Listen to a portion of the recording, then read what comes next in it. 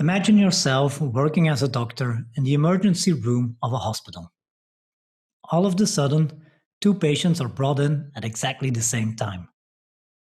Both can be saved if they receive immediate medical attention.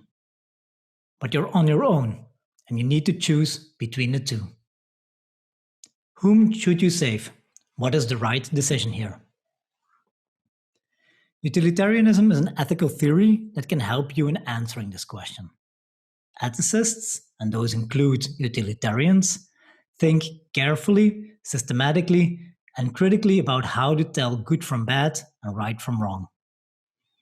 On the basis of such reflections, they're able to formulate guidelines about what you ought to do and what you definitely shouldn't do. These guidelines apply to extraordinary situations such as this one, where lives are at stake, but they're also relevant for the many simple decisions we make on a day-to-day basis. What should I order for lunch? What would be the best way to spend my money? According to utilitarianism, the only thing that matters when making such decisions is the utility that is generated by our choices. Utility is the only thing that has moral value. In every decision, then, you should try to generate as much utility as possible. In other words, you need to maximize the total sum of utility, make it as big as possible.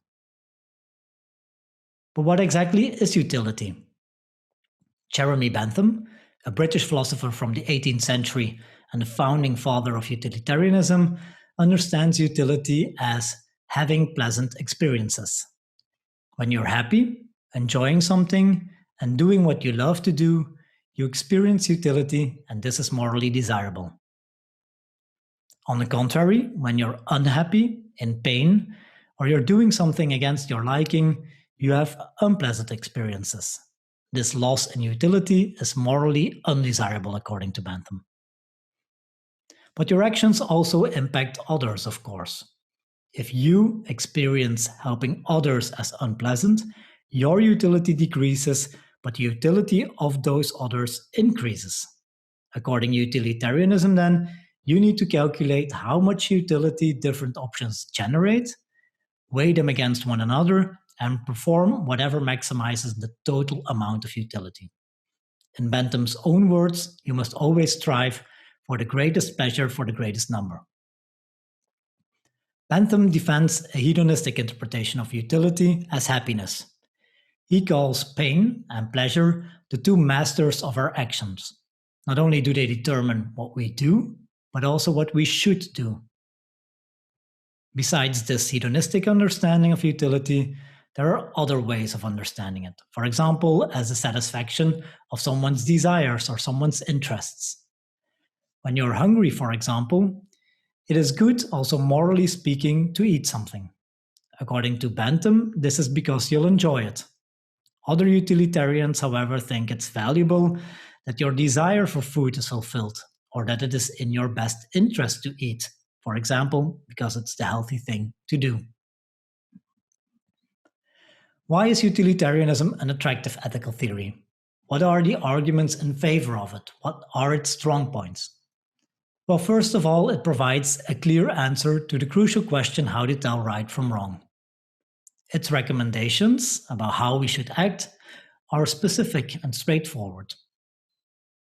As a doctor, for example, you must simply consider which of the two patients will generate the most utility.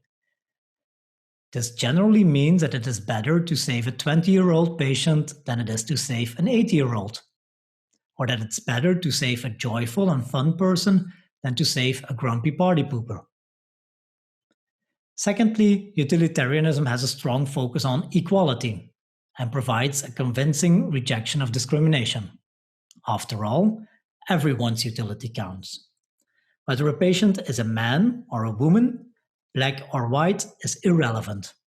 As long as you're capable of suffering pain, your interests matter and should be taken into consideration.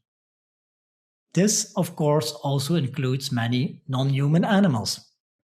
According to utilitarianism, you should take their interests into account as well. After all, by committing to a vegetarian or even vegan diet, you are preventing animal suffering. Contemporary philosopher Peter Singer calls this the principle of equal consideration of interests and summarizes it as follows. An interest is an interest to whoever's interest it may be. If you have an interest in avoiding pain, then so do others, your friends and family, but also strangers, and even dogs, cows, pigs, and chickens. This brings us to the third strength of utilitarianism, namely its focus on impartiality. Morally speaking, you should not only serve your own interests, but also the interests of others who can experience utility.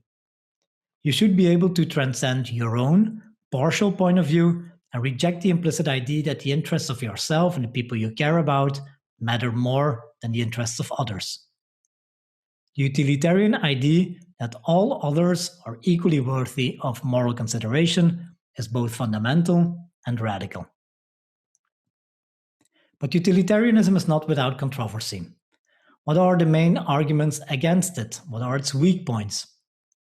Well, first of all, utilitarianism is perhaps overly demanding when it claims that you should give the interests of a total stranger on the other side of the planet the same moral weight as your own interests or the interests of those close to you.